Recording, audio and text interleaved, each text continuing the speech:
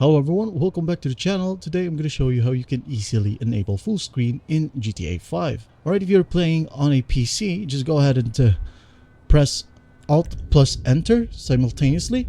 Alright, again, Alt plus Enter. Alright, as you can see here, the screen is black because it's in the recording.